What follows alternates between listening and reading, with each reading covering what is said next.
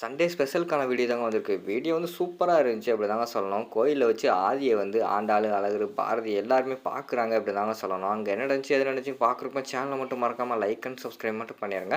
First எடுத்த உடனேயுமே வந்து நம்ம பாரதி இருக்காங்கல்ல, பாரதி வந்து அழகருக்கு வந்து கால் பண்ற மாரி தான் காட்டிக்கிட்டு இருக்காங்க. அப்போ வந்து அழகர் வந்து ஃபோன் எடுத்துட்டு, "சொல்லுங்க பாரதி, என்ன ஆதிய பார்த்துட்டீங்களா? எங்க இருக்கான்னு தெரிஞ்சிருச்சா?" அப்படிங்கிற மாரி கேட்காங்க. "இல்லங்க, அவர் கண்டுபிடிக்கிறதுக்கு தான் ஒரு வழி வச்சிருக்கேன். அதுக்காக தான் உங்களுக்காக கால் பண்ணேன்." அப்படிங்கிற மாரி சொல்றாங்க.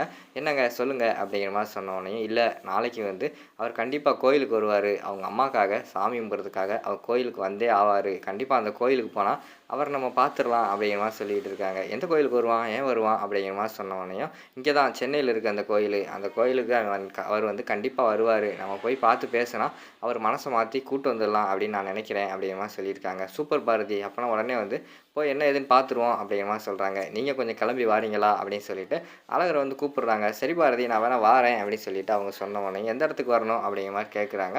"நான் உங்களுக்கு கோயிலோட லொக்கேஷன் எல்லாம் உங்களுக்கு அனுப்பி வச்சுர்றேன். மறந்துடாம அந்த இடத்துக்கு வந்துருங்க. நாளைக்கு எப்படியாவது வந்து ஆதிய பேசி அவர வந்து அவர் கோவத்த வந்து குறைச்சு நம்ம கூட்டு வந்துரணும். நீங்க வந்தா எனக்கு கொஞ்சம் உதவியா இருக்கும். ஏன்னா வந்து நீங்க அவரோட ஃப்ரெண்டு. நீங்க சொன்னா அவர் கேட்பாரு. என் பேச்ச கூட அவர் கேட்க மாட்டாரு. என் மேல வந்து அவர் கோவமா இருக்காரு. அதனால தான் உங்கள வர சொல்றேன். வாரீங்களா?" அப்படிங்கிற மாரி கூப்பிட்டோனே, "என்ன பாரதி இதெல்லாம் கேட்டுக்கிட்டு இருக்கீங்க? நீங்க ஃபோன வைங்க. நாளைக்கு நான் அங்க இருப்பேன்." அப்படிங்கிற மாரி சொல்லிட்டு ஃபோன வச்சுர்றாங்க.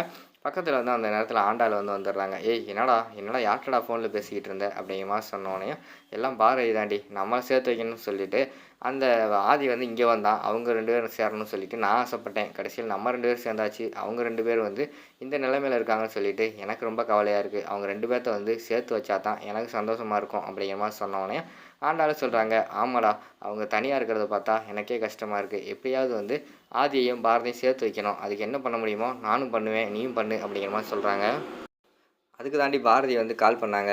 நாளைக்கு என்னமோ வந்து அவன் கோயிலுக்கு வருவானாம். கண்டிப்பா அவங்க அம்மா ஞாபகமா வந்து அந்த கோயிலுக்கு வருஷம் வருஷம் வர்றது அவனுக்கு ஒரு பழக்கமாம். கண்டிப்பா அந்த கோயிலுக்கு நாளைக்கு தான் வருவான்னு நெனைக்கிறேன். அங்க வாங்க பேசுவோம்னு சொல்லியிருக்காங்க அப்படிங்கிற மாரி சொன்னோனே, "ஏய் நானும் வரேன்டா" அப்படின்னு சொல்லிட்டு ஆண்டாள் வந்து சொல்றாங்க. "ஏய் நீ எதுக்கு? நீ இரு, நான் மட்டும் போய் அவன்ட்ட பேசிட்டு வந்துடுறேன்." அப்படிங்கிற மாரி சொல்றாங்க. "ஏய் பாரதி பாரதி, ஆதிய சேர்த்து வைக்கிறதுக்கு உனக்கு மட்டும் தான் ஆர்வமா இருக்கா? எனக்கும் அவங்களுக்கு மேல அவங்கள சேர்த்து வைக்கிறதுக்கு எனக்கும் ஆசையா தான் இருக்கு. நானும் என்னால முடிஞ்சத நான் வந்து பண்றேன். எப்படியாவது வந்து ஆதிய பேசி சமாதானப்படுத்தி பாரதி கூட சேர்த்து வச்சிடலாம்டா. நானும் வாரேன்டா." அப்படிங்கிற மாரி சொல்றாங்க. "சரி விடு, சொன்னா கேட்கவா போற? நாளைக்கு கிளம்பி போவோம்." அப்படிங்கிற மாரி சொல்லிட்டு, அவங்களும் நாளைக்கு கிளம்புறதுக்கு தயாரா இருக்கிற மாரி காட்டுறாங்க. இங்கிட்டு பார்த்தா, நம்ம பாரதியோட ஃப்ரெண்ட் இருக்காங்கல்ல, அவங்க வந்து சொல்றாங்க, "ஏய் என்னடி யோசிச்சுக்கிட்டு இருக்க? யாருக்கு கால் பண்ணி வர சொல்லியிருக்க?" அப்படிங்கிற மாரி கேட்டவுடனே, "இல்லடி, இவரு வந்து ஆதியோட ஃப்ரெண்டு. ஊர்ல இருக்காரு, மதுரையில இருக்காரு. அவர வர சொல்லியிருக்கேன்." அப்படிங்கிற மாரி சொன்னோனே, "அவர எதுக்கு வர சொன்ன?" அப்படிங்கிற மாரி கேட்காங்க. "இல்லடி, என் மேல தான் வந்து ஆதி வந்து கோவமா இருக்காரு. கண்டிப்பா அவங்க ஃப்ரெண்டு அழகர் இருக்கார்ல, அவர் வந்தா எனக்கு கொஞ்சம் யூஸ்ஃபுல்லா இருக்கும்." அப்படிங்கிற மாரி சொல்றாங்க. "அவர் சொன்னா கேட்பாராடி?" அப்படிங்கிற மாரி கேட்டவுடனே, "ஏய் அவர் சொன்னா கண்டிப்பா கேட்பாரு. 2 பேருமே வந்து சின்ன வயசு ஃப்ரெண்டு. இவருக்காக அவர் யாரையும் விட்டுக் குடுக்க மாட்டாரு. அவருக்காக இவர் யாரையும் விட்டுக் குடுக்க மாட்டாரு. அதனால வந்து நாளைக்கு என் மேல தான அவருக்கு கோவம். என்ன ஏதாவது செஞ்சாலும் பரவால்ல. ஆனா அவர் எதுவும் செய்ய மாட்டாரு. அவர் கண்டிப்பா வந்து சொல்லுவார்ல, அவர் கொஞ்சம் வந்தா எனக்கு யூஸ்ஃபுல்லா இருக்கும்னு நெனச்சேன். அதனால தான் வர சொன்னேன்." அப்படிங்கிற மாரி சொல்றாங்க. "சரி, சரி." அப்படின்னு சொல்லிட்டு அவங்க நாளைக்கு காலைல கிளம்பி போறதுக்கு தயாரா இருக்காங்க. இந்த பக்கம் பார்த்தா மறுநாள் காலையில ஆதி வந்து, நிஷா நான் வந்து கோயிலுக்கு போயிட்டு வந்துடுறேன்." அப்படிங்கிற மாரி சொல்றாங்க. "ஏய் உனக்கு பாஸ்போர்ட் எல்லாம் வந்துருச்சு. நீ ஊருக்கு கிளம்பணும் நாளைக்கு. அத விட்டுட்டு கோயிலுக்கு போறேன், அங்க போறேன்னு சொல்லிக்கிட்டு இருக்க. இதெல்லாம் நல்லாவா இருக்கு?" அப்படிங்கிற மாரி சொல்றாங்க. "இல்ல நிஷா, நான் வந்து நாளைக்கு அமெரிக்காவுக்கு போயிட்டு, அதுக்கப்புறம் வந்து இங்க எப்போ வரப்போறேன், என்ன ஏதுன்னு தெரியாது. அதுக்கு முன்னாடி வருஷம் வருஷம் வந்து எங்க அம்மாக்காக நான் அந்த கோயில்ல போய் வேண்டுவேன். கண்டிப்பா இந்த வருஷம் எங்க அம்மா என் கூட இல்ல. அதனால நான் அந்த கோயிலுக்காவது வந்து நான் போயிட்டு வரணும்." அப்படிங்கிற மாரி சொல்றாங்க. "ஏய் இந்த நிலைமையில வந்து நீ வெளியில போனது சரியா இருக்காதுடா." அப்படின்னு சொல்லிட்டு நிஷா வந்து சொல்லிக்கிட்டு இருக்காங்க. "இல்ல அதெல்லாம் கிடையாது. நான் வந்து போய் தான் ஆகணும். தயவுசெய்து வந்து என்ன இந்த விஷயத்துல தடுக்காத. நான் போறேன்." அப்படின்னு சொல்லிட்டு அந்த இடத்துலருந்து கிளம்பி போறாங்க. நேரா வந்து அவங்க வந்து கோயிலுக்கு போகிற மாதிரி தான் காட்டுறாங்க. கோயில்ல வந்து ஆதி வந்து சாரதா பேருக்கு அர்ச்சனை பண்ணுறதுக்கு எல்லாத்தையும் வாங்கிட்டு போய் அர்ச்சனை எல்லாம் பண்ணிக்கிட்டு இருக்காங்க. சாமி கும்பிட்டுக்கிட்டு இருக்காங்க. அந்த இடத்துக்கு வந்து நம்ம இவங்க வந்துடுறாங்க. அழகர், ஆண்டாள் முன்னாடியே வந்துடுறாங்க. பாரதி ஒரு பக்கம் வந்துடுறாங்க. கோயில் கொஞ்சம் பெருசாக இருக்கிற மாதிரி காட்டுறாங்க. வந்துட்டு இங்கே தான் வருவேன்னு சொன்னாங்க, எங்கே இருக்காங்க அப்படின்னு சொல்லிட்டு அவங்க ஒரு பக்கம் தேடிக்கிட்டு இருக்கிற மாதிரி தான் காட்டுறாங்க. அங்கிட்டு பார்த்தா ஆதி வந்து சாமி கும்பிட்டுட்டு அப்படியே அப்படியே அந்த கோயிலெல்லாம் சுற்றி வருவாங்கள்ல, அப்படியே வந்துக்கிட்டு இருக்காரு. அந்த நேரத்தில் வந்து நம்ம இவங்க ஆண்டாள் வந்து பார்த்து சொல்கிறாங்க, "ஏய் அங்கே பாருடா ஆதி எந்த வராருடா." அப்படிங்கிற மாதிரி சொன்னோடனே பயங்கரமான சந்தோஷமாயிருது அழகருக்கு. விறுவிறுன்னு போய், "ஏய் மச்சான் இங்கே என்ன பண்ணிக்கிட்டு இருக்க? இங்கே எதுக்குடா வந்த? உன்னை அங்கே எத்தனை பேர் தேடிக்கிட்டு இருக்கோம். நீ பாட்டில் இங்கே வந்துக்கிட்டு எல்லாத்தையும் தவிக்க விட்டுக்கிட்டு இருக்க. ஒழுங்கா வா வீட்டுக்கு போவோம்." அப்படிங்கிற மாதிரி சொல்கிறாங்க. ஆதி வந்து குழம்பி போய் நின்றுட்டு இருக்காரு. "என்னடா யார்ரா இவங்க?" அப்படின்னு சொல்லிட்டு அவங்க ஒரு பக்கம் யோசிச்சுக்கிட்டு இருக்கிற மாதிரி தான் காட்டிக்கிட்டு இருக்காங்க. ஆண்டாள் சொல்கிறாங்க, ஆமாம் ஆதி, நீங்கள் பண்ணதெல்லாம் தப்பு. தயவுசெய்து வந்து பழசெல்லாம் மறந்து தயவுசெய்து வந்து ஒன்றா சேர்ந்து வாழுங்க. தயவுசெய்து வாங்க, வீட்டுக்கு வாங்க அப்படிங்கிற மாதிரி சொல்லி கூப்பிட்டுக்கிட்டு இருக்காங்க. ஆதி வந்து, அம்மா யார் நீங்கள்? எதுக்கு தேவையில்லாம வந்து என்கிட்ட வந்து சொல்லிக்கிட்டு இருக்கீங்க? நீங்கள் யாருன்னு எனக்கு தெரியாதே அப்படின்னு சொல்லிட்டு ஆதி வந்து சொல்லிக்கிட்டு இருக்காங்க. ஏய், என்ன விளாண்டுக்கிட்டு இருக்கியா? இந்த விஷயத்தில் வந்து விளாடாத. தயவுசெய்து நான் சொல்கிறத கேளு. நான் வந்து உன்கிட்ட சீரியஸாக பேசிக்கிட்டு இருக்கேன். இது வந்து வாழ்க்கை பிரச்சனை. ஒழுங்கா வீட்டுக்கு வந்துரு அப்படின்னு சொல்லிட்டு அழகர் வந்து சொல்லிக்கிட்டு இருக்காங்க.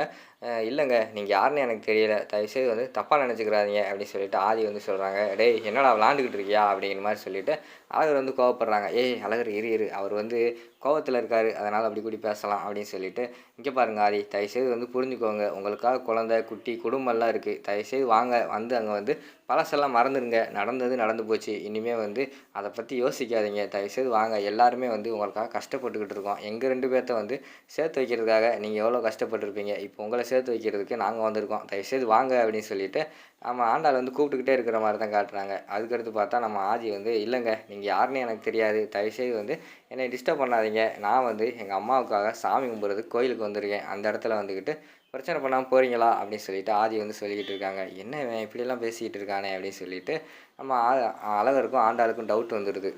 உடனே ஆண்டாள் வந்து கேட்குறாங்க, ஹலோ, எங்களை அப்போனா உங்களுக்கு நிச்சயமாகவே தெரியலையா? உண்மையாகவே சொல்லுங்கள் அப்படிங்கிற மாதிரி சொன்னோன்னே, ஏங்க நான் பொய் சொல்ல போகிறேன்? உங்களை நிச்சயமாகவே எனக்கு தெரியலை அப்படிங்கிற மாதிரி சொல்லிடுறாங்க. இது என்னடா வம்பா போச்சு அப்படின்னு சொல்லிட்டு அவங்க ஒரு பக்கம் யோசிச்சுக்கிட்டு டக்குன்னு பார்த்தா அழகர் வந்து, ஒரு நிமிஷம் இரு அப்படின்னு சொல்லிட்டு டாக்டருக்கு வந்து கால் பண்ணிடுறாங்க. டாக்டர், நான் வந்து ஆதியை பார்த்தேன். அவன் என்னடானா, நீ யார், நீங்கள் யாருன்னு எனக்கு தெரியாது அப்படி இப்படின்னு சொல்லிக்கிட்டு இருக்கான். அவன் எனக்கு வந்து ரொம்ப க்ளோஸ் ஃப்ரெண்டு. அப்படி இருக்கும்போது என்னையவே அவன் யாருன்னு கேட்கான். அவனுக்கு என்னதான் ஆச்சு டாக்டர், கொஞ்சம் டீட்டெயிலாக சொல்லுங்களேன் அப்படிங்கிற மாதிரி சொன்னோன்னே டாக்டர் வந்து அழகர்கிட்ட வந்து உண்மையை சொல்கிறாங்க. சாரி ஆதி, நீங்கள் வந்து மன்னிச்சிடுங்க. உங்ககிட்ட சொல்கிறேன்னு சொல்லலைன்னு சொல்லிட்டு தப்பாக நினைக்காதீங்க. ஆதி வந்து எல்லாத்தையும் மறந்துட்டார் அப்படிங்கிற மாதிரி சொன்னோன்னே, என்ன டாக்டர் சொல்கிறீங்க, என்னாச்சு அப்படிங்கிற மாதிரி கேட்காங்க. ஆமாம், ஆதி வந்து பழசெல்லாம் மறந்துட்டார். என்கிட்ட அவர் வந்ததே வந்து நான் பழசை மறக்கணும். கடந்த 4 வருஷத்தில் என்னென்னலாம் எனக்கு ஞாபகம் இருக்கோ எல்லாத்தையுமே என் மெமரியிலேருந்து அழிச்சிடுங்கன்னு சொல்லிட்டு வந்தார். அதனால தான் நான் வந்து ஆப்ரேஷன் பண்ணேன். அதை வெளியில் சொல்லக்கூடாது, இருந்தாலும் நீங்கள் கேட்குறீங்கன்னு சொல்லிட்டு உங்கள்கிட்ட சொல்கிறேன். மன்னிச்சிடுங்க அப்படிங்கிற மாதிரி சொல்லிவிட்டு டாக்டர் வந்து ஃபோனை கட் பண்ணிடுறாங்க. இவங்களுக்கு வந்து பயங்கரமான ஷாக் ஆகிருக்கு. ஏன்னா டாக்டர் இப்படியெல்லாம் சொல்கிறாரு, ஆதி இப்படியெல்லாம் பண்ணிட்டாரா அப்படின்னு சொல்லிட்டு ஆண்டாள் வந்து கேட்குறாங்க. அதான் எனக்கு ஒன்றும் புரியலை. அவன் அன்றைக்கே வந்து டாக்டர்கிட்ட போய் ஏதோ மீட் பண்ணி பேசியிருக்கான். அது மட்டும் இல்லாமல் அன்றைக்கி வாய்ஸ் நோட் அனுப்புனப்பே அவன்கிட்ட சொன்னேன்ல, எனக்கு ஏதோ தப்பாக இருக்கிற மாதிரி சொன்னேன்ல அப்படிங்கிற மாதிரி சொன்னோன்னே ஆண்டாள் வந்து சொல்கிறாங்க, ஆமாடா, நம்ம வந்து கடை ஓப்பன் பண்ணோம்ல, அன்றைக்கே நீ சொன்னேன்ல ஏதோ ஒன்று தப்பாக இருக்குன்னு சொல்லிட்டு அப்படிங்கிற மாதிரி சொன்னோன்னே, ஆமாம், அன்றைக்கி தான் அவன் ஆப்ரேஷன் பண்ணியிருக்கான். எனக்கு கன்ஃபார்மாக தெரிஞ்சு போச்சு. எல்லாத்தையும் மறந்துட்டான் அவன் அப்படிங்கிற மாதிரி சொல்லிகிட்டு இருக்காங்க. இப்போ அவன் எங்கே, அவனை பிடிச்சி பழசெல்லாம் நம்ம வந்து ஞாபகத்துக்கு கொண்டு வந்தால் தான் பாரதி கூட அவன் சேர்ந்து வாழ முடியும். அவன் எங்கே அப்படின்னு சொல்லிட்டு அவங்க கோயிலெல்லாம் தேட ஆரம்பிச்சிடுறாங்க. இவங்க டாக்டர்கிட்ட பேசி இவங்க பேசி வர்றதுக்குள்ளே அங்கிட்டு பார்த்தா ஆதி வந்து கார் எடுத்துகிட்டு போயிடுறாரு. அடுத்து பார்த்துக்கிட்டோம்னா பாரதி அப்போ தான் வராங்க. அங்கிட்டிருந்து, ஆதி வந்தாரா பார்த்தீங்களா, நானும் கோயில் அங்கிட்டு இங்கிட்டு தேடி பார்த்துட்டு தான் வாரேன் அப்படின்னு சொல்லிட்டு வராங்க. ஐயோ, இவங்ககிட்ட என்ன சொல்கிறது, நம்மளாலே இதை வந்து தாங்க முடியல. இவங்களுக்கு இந்த உண்மை தெரிஞ்சா இவங்க என்ன நினைப்பாங்க அப்படின்னு சொல்லிட்டு அவங்களுக்கு வந்து ஒரு மாதிரி ஆயிடுது. இல்லையே பாரதி, நாங்களும் தேடிக்கிட்டு தான் இருக்கோம், நாங்களும் பார்க்கலையே அப்படின்னு சொல்லிட்டு ஆண்டாள் வந்து சொல்லிடுறாங்க. என்ன ஆண்டாள் சொல்கிறேன், இந்த கோயிலுக்கு கண்டிப்பாக அவர் வருவார், எனக்கு தெரியும். நீங்களும் பார்க்கலையா? நானும் பார்க்கல. அப்படின்னா வரலையோ, அவருக்கு எதுவும் ஆயிடுச்சோ அப்படின்னு சொல்லிட்டு அவங்க பார்த்தா ரொம்ப பயந்து அழுக ஆரம்பிச்சிடுறாங்க. பாரதி அழுகாதீங்க, அவனுக்கெல்லாம் ஒன்றும் ஆயிருக்காது. அவனுக்கு ஏதாவது இன்றைக்கி வர முடியாத சூழ்நிலையாக இருந்திருக்கும். இல்லைன்னா வெயிட் பண்ணுவோம், வருவான் அப்படின்னு சொல்லிட்டு சமாளிச்சுக்கிட்டு இருக்கிற மாதிரி தான் காட்டுறாங்க. அதோட பார்த்துக்கிட்டிங்கன்னா அந்த எபிசோடு வந்து முடிச்சிடுறாங்க.